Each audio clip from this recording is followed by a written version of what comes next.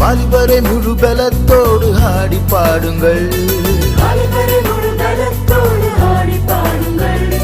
கர்த்தர் ஒருவரே தேவன் என்று முழங்குங்கள்.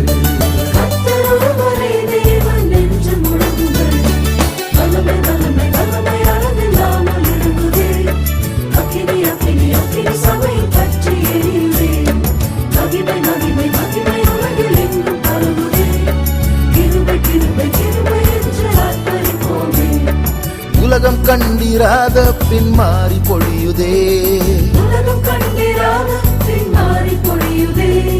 ஜெபத்தின் வல்லமையே சபையின் ஜெயமாய் முடியுதே.